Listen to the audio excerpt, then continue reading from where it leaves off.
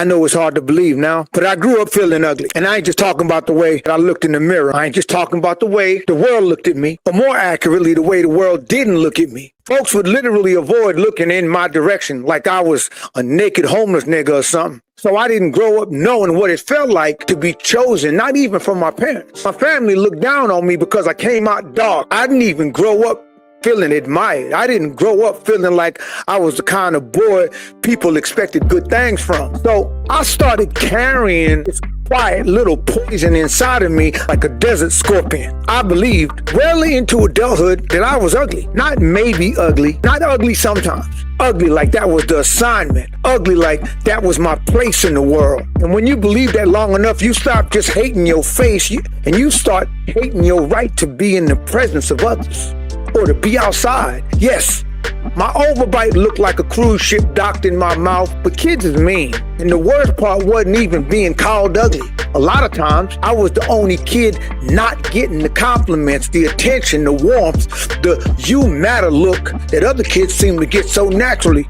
And when you grow up in that kind of silence, you don't just feel invisible, you start interpreting invisibility as confirmation. It's proof. Proof that you're not attractive. Proof that you're not important. Proof that you are supposed to be grateful for whatever scraps of attention life throws you.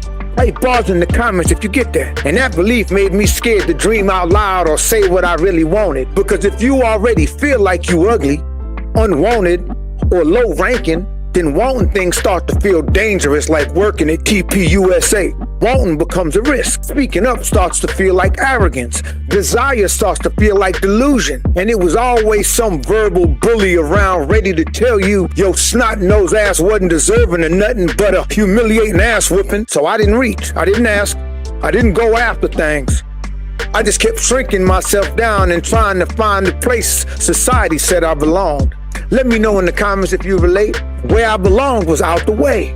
I basically lived in my head. Look, dog, if you always stalling on your own ideas, contrary to popular opinion, it usually has nothing to do with laziness or lack of discipline.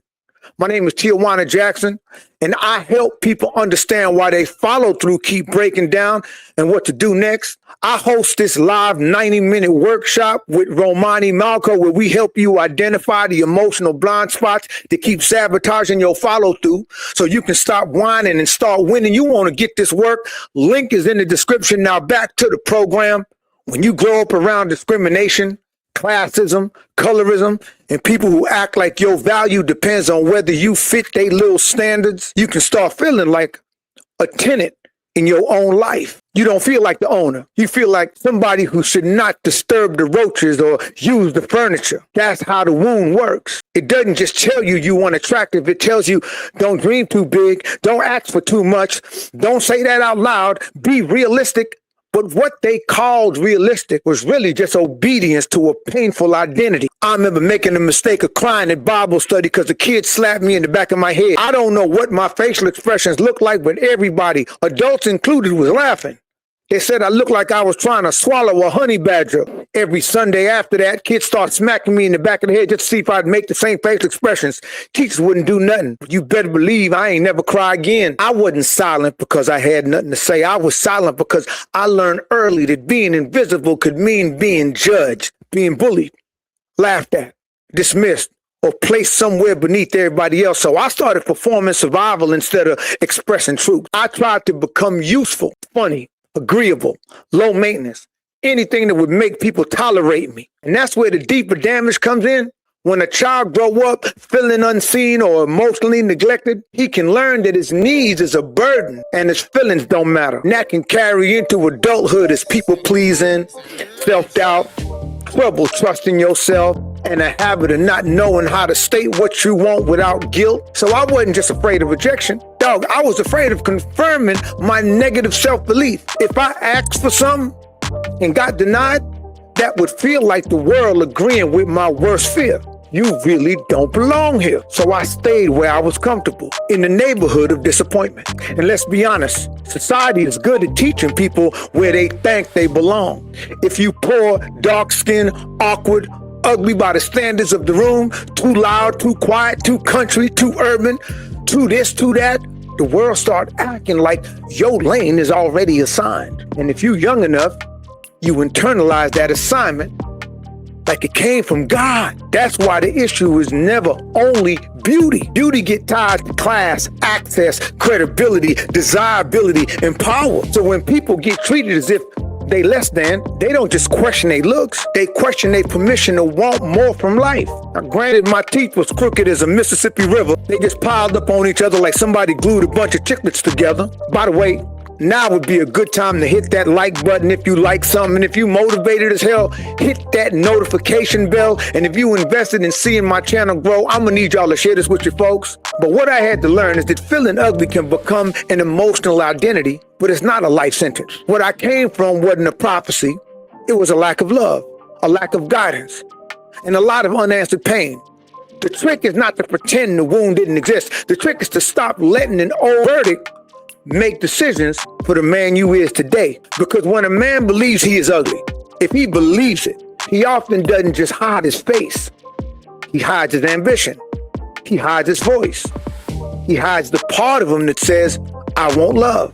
I want success. I want joy. I want more. And healing is when that man finally decides what he wants is not a crime. I had to learn that the problem was never just my face, it was my teeth too. But the bigger problem was the story I built around my face and my teeth.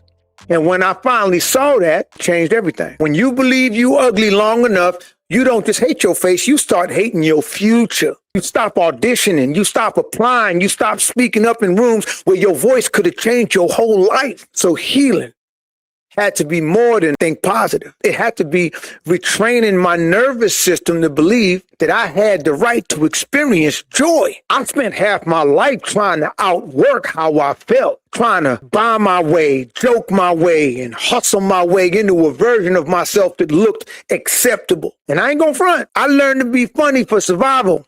As a kid, my humor definitely got me into some rooms and some panties that was usually off limits to brothers that look like me. But the truth is, everything I built, the hyper-independent teenager I had to become, had full custody of my younger sibling.